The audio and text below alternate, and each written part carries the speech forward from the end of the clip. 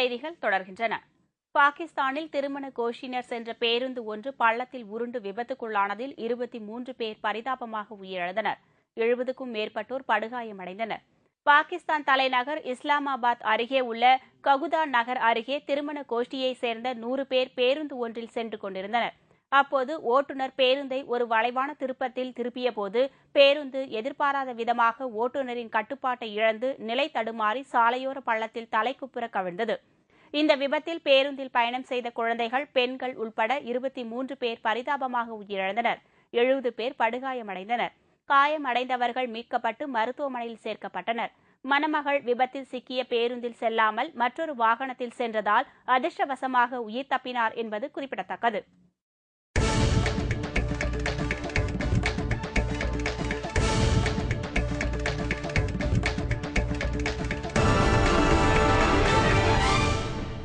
France நாட்டில் நடைபெற்ற cycle பந்தயத்தில் ஆஸ்திரேலிய வீரர் கடேல் எவான்ஸ் முதல் இடத்தை பிடித்தார்.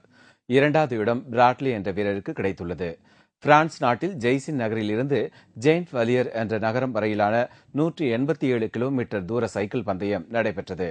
இதில் ஆஸ்திரேலியா, பிரான்ஸ், ஜெர்மனி உள்ளிட்ட 10க்கும் மேற்பட்ட நாடுகளின் வீரர்கள் கலந்து கொண்டு தங்கள் சைக்கிளை வேகமாக ஓட்டிச் சென்றனர்.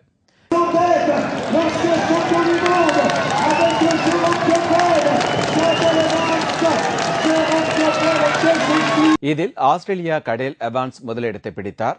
2வது இடம் இங்கிலாந்தைச் சேர்ந்த பிராட்லே வீக்கென்ஸ்க்கு கிடைத்தது. ஒட்டுமொத்த சாம்பியன் பட்டம் பிராட்லே வீக்கென்ஸ்க்கு கிடைத்தது.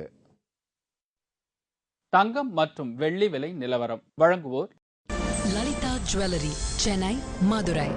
இன்றைய தங்கத்தின் விலை நிலவரம். தங்கம் 1 கிராம் 2832 ரூபாய். 1 பவுன் ஆபரண தங்கம் 22,656 ரூபாய். 24 கேரட் தங்கம் 10 கிராம் 30,290 ரூபாய்.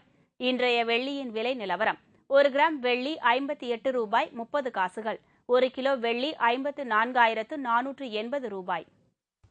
மீண்டும் முக்கிய செய்திகள்.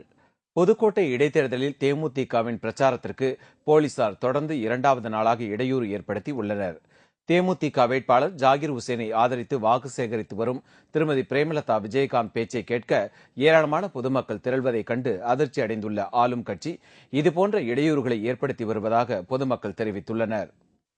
விழுப்புரம் அருகே புச்சிப்பாளையம் என்ற கிராமத்தில் ஏராளமான எலும்புக்கூடுகள் கண்டெடுக்கப்பட்டுள்ளது அப்பகுதி மக்களை அதிர்ச்சியில் உறைய வைத்துள்ளது.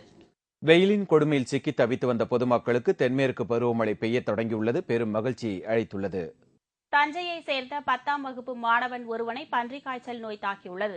தஞ்சாவூர் மருத்துவக் கல்லூரி மருத்துவமனையின் தனி வார்டில் அந்த மாணவனுக்கு தீவிர சிகிச்சை அளிக்கப்பட்டு வருகிறது. இத்துடன் செய்திகள் நிறைவடைந்தன. மீண்டும் செய்திகள் இரவு 10 மணிக்கு. வணக்கம். வணக்கம்.